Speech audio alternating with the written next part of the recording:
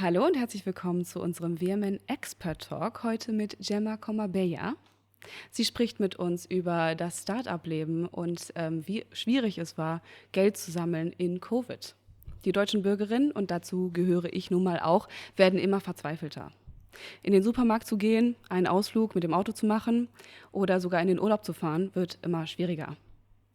Lebensmittel- und Spritpreise sind fast unbezahlbar. Der Experte Joachim Nagel von der Deutschen Bundesbank hat sogar von einer Inflation von 10% in diesem Herbst gesprochen. Andere sprechen von einer Hyperinflation wie in den 20er Jahren des 20. Jahrhunderts. Ich denke, die denkbar blödeste Idee wäre es, in diesen Krisenzeiten und in den Zeiten von Corona seinen Job aufzugeben, ein Start-up zu gründen und sein Geld aus dem Fenster zu werfen. Das Geld der Investoren sitzt irgendwie nicht besonders locker und das Produkt kauft am Ende sowieso keiner, weil niemand Geld hat. Bedeutet also eine Inflation das Ende der Innovation? Darüber möchte ich jetzt mit Gemma sprechen. Sie wird uns über das Gründen und das Mutigsein in Krisenzeiten berichten. Gemma ist Strategin bei Cocoli, einem Online-Marktplatz für gebrauchte Designer-Möbel. Und was es bedeutet, eine neue Marke zu etablieren und sich auf dem Markt zu behaupten, wird sie uns hoffentlich auch sagen. Da Gemma Spanierin ist und mein Schulspanisch sehr, sehr schlecht ist, werden wir das weitere Interview jetzt auf Englisch führen. Okay, Gemma, tell me, what's the most important thing to know before founding a company or a startup? First of all, thanks for having me here. I'm very excited to be able to explain how we made Cocoli happen and went to the market. First of all, you need to know where you are. If you're in Germany, it's very important to know actually the process. So how you build a GmbH or a UG, and how can you make sure you have the correct people on board, that you have the process, the legal process on plan. And of course, as key or even more, it's to have the perfect people to join, to have a very clear idea. What is your problem? How are you going to solve it? And how are we going to make sure that this can scale to be a big company? And that's actually how the whole also idea of Cocoli started.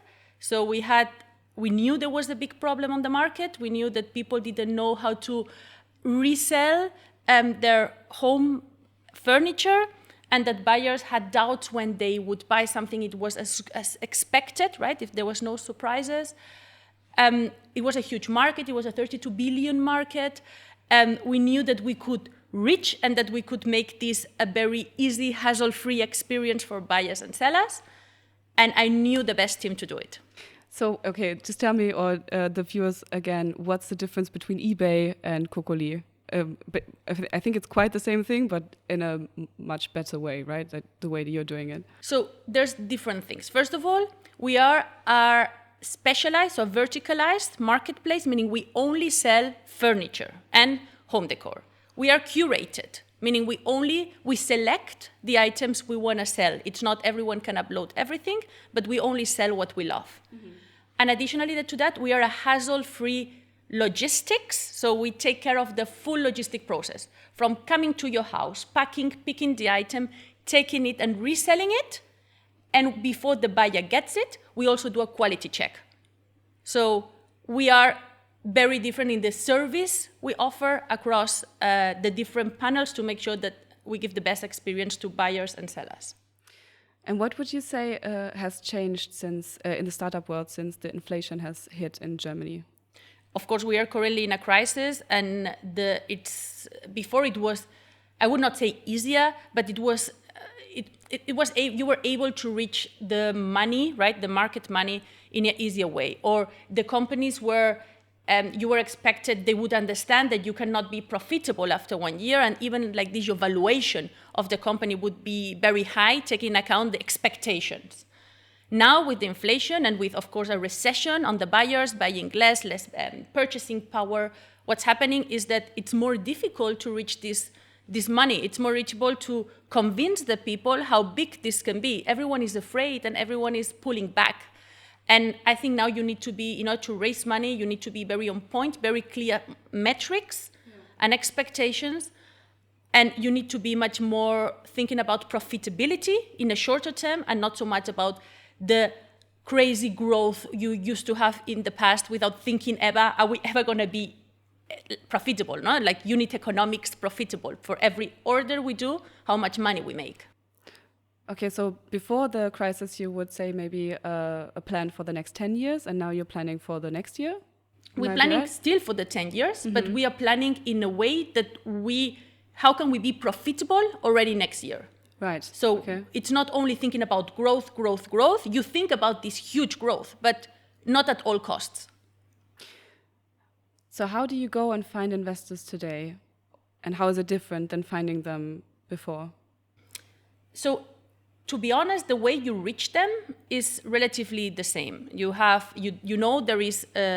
can decide if you want to go with angels, so business angels, or you can go into funds.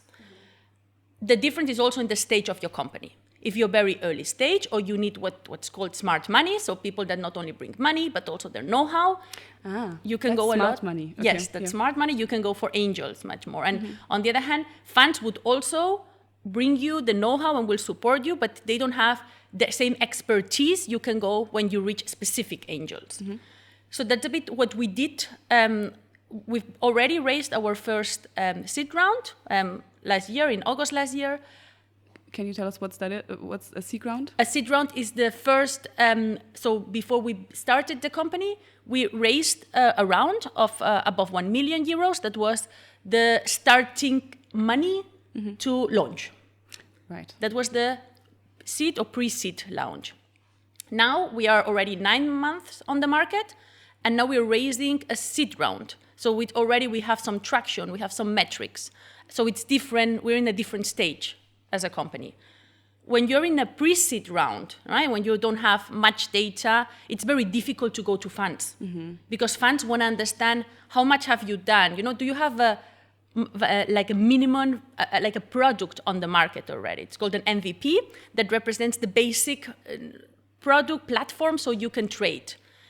If you don't have that, funds you will be too early stage for them. So it's much more smart to go to angels who would invest more based on the team and on the idea and not so much on the traction. That's what funds will look at. Yeah, so that's a bit the difference. It's not, I think, so much in the market. It's the same way. It's just depending on the state of the business. So that means you went to the investors and you talked to them to get the money for Cocoli, and you did something with them. You amazed them. You charmed them in a way that they gave you all the money. How did you do it? It was difficult at the time. At the time, there was no, it was already COVID time, and it was not easy to see them in person, so I didn't have the same power. No, it was not as easier for me to express or to show them the passion, the interest that I had behind how I believed on this idea. So what I did is actually I contacted people that used to know me because I needed them to trust me. So I contacted previous people that worked with me, people that knew me personally, that have a good network of investors, of angels. And I told them, hey, help me out. I mean, you know me, you know how much I believe this. I convinced them that this was going to be the next big thing in pre-loved furniture, which I strongly believed, and I still know we know we're going to make this like the biggest, like the way how you change, how the market will change on buying much more sustainability. And once they were on board, I told them, now you trust me, you know you're investing in us, help me get your network. And you would be what we call financial advisors. Therefore, our financial advisor would contact their network, and then they would bring them to talk to me, already having, how can I say, a sponsor behind, no? Someone that tells, I know this person, I know how she works, I know what she's been able to do in the past, I'm 100 behind there, this is going to be the next big thing.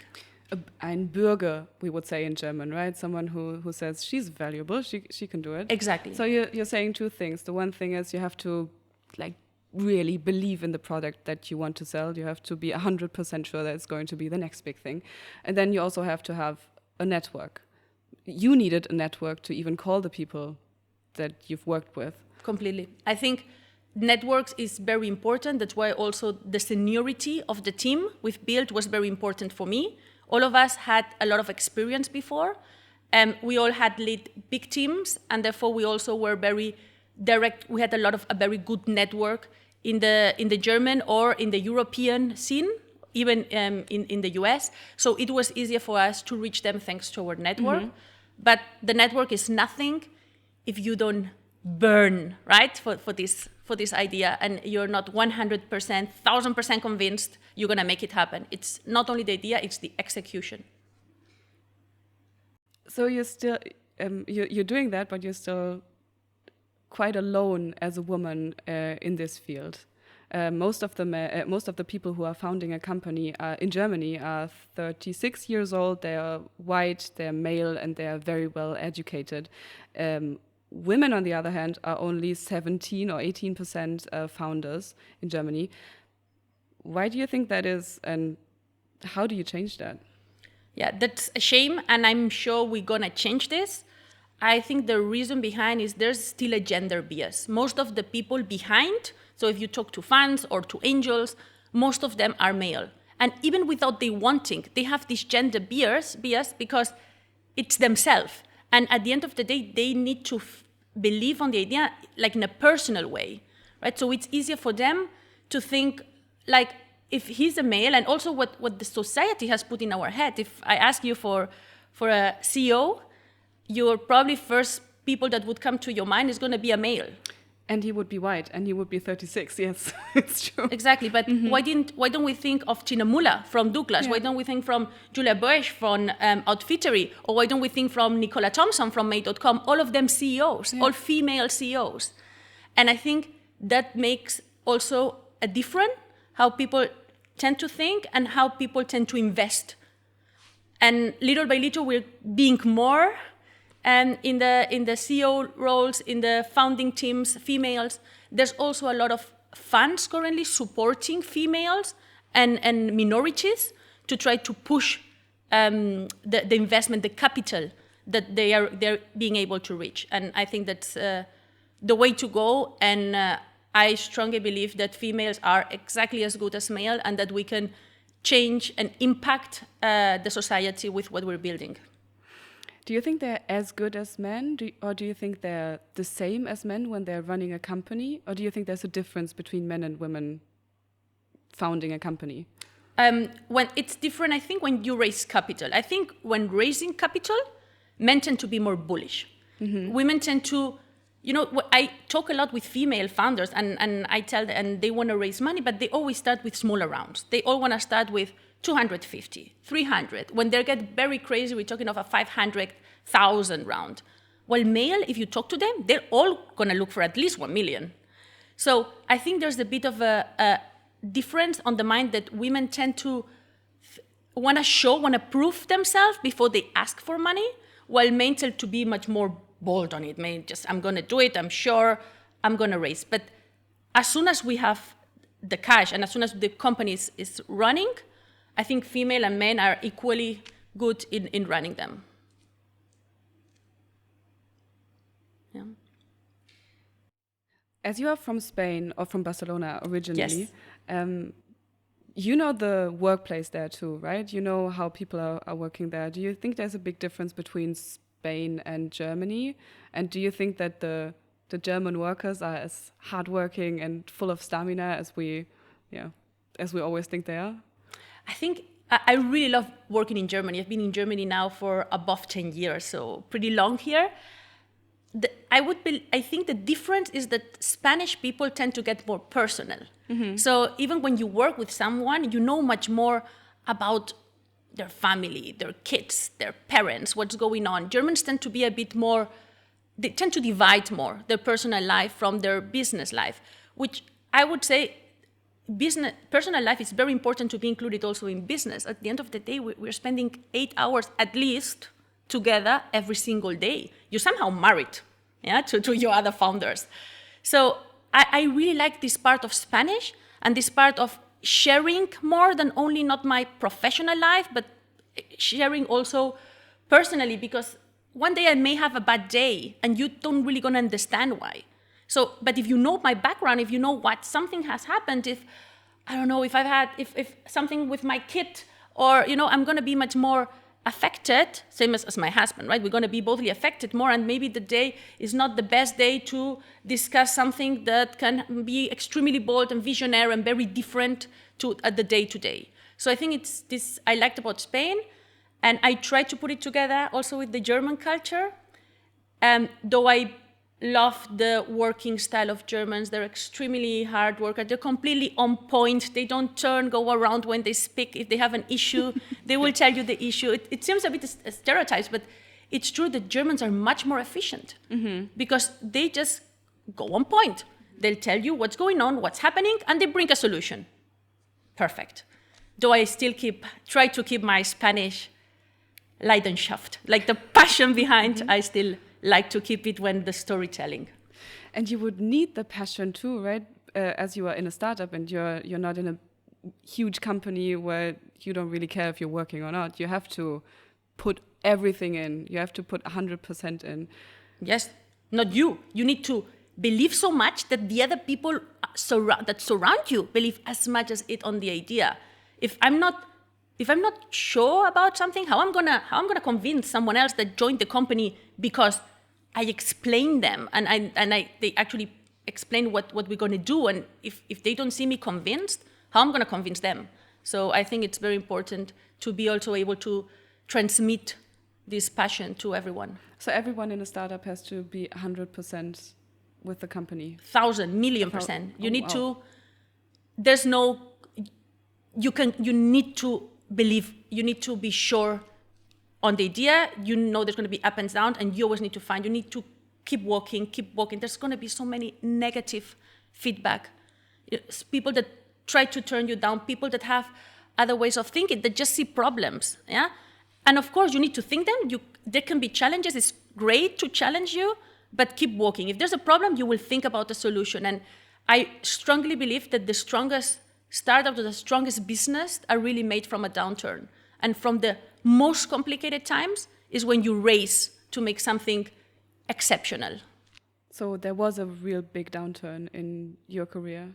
There was not especially, I would say, one downturn, but I'm raising money and you have this fund that you love, that you know it was such a personal connection and it fitted so good and we advanced so much. And at one point they tell you, I have this slight doubt. And then you're like, no, why is this doubt? I will find the solution. There's a solution. Why didn't I explain it differently? And then you sometimes put it on yourself. And I think that the things that make you think backwards, and then you say, okay, I went one step back, but now I'm going to go 3 forward. And that's how you keep on going and finding ways. And there's always going to be awesome days, and there's also going to be days that you're very low, that something didn't go as you planned, something you worked very hard, a partnership that I wanted since ever, and then they have cold feet or are not sure, and you're like, we need to find another solution. You cry a little bit, then you get up again, and then you do it. Exactly. Okay. So I feel that's really motivating for me and all of the viewers that we have to all found a company now. You already founded a company. Can you tell me what you would invest in, or what you would do if you hadn't had Cocoli? What's the best thing that you can found now? I always believe a startup can not only be financially relevant. It needs to be. That's a must. But it needs to do something else. Impact for me is key. Mm-hmm. I wanted to build something from the beginning that it makes a better world. And I'm very excited about everything that has to do with climate and sustainability. So I would always address it to this area. And I think people should always think not just about an economical multiplication by X years, which there has to be, but how can you make the world a better place? And that's what I would always focus in. How do you make a world a better place? And that's a good claim. I like that. Okay, so now we can all go and found our own companies. Thank you so much for being here and answering my questions. It was a pleasure anytime, and any founder also that has any questions or want to reach me out, I'm in LinkedIn, they can always contact me and I would always be happy to support. We need to support each other. Oh, be careful saying that. People are going to come to you. Let's do it. Let's do it. Every woman in the table should really bring 20 more. Go on, girls. Thank you so much for listening and for watching. Das ganze Interview könnt ihr natürlich auf unserem YouTube-Channel sehen und bei wmn.de.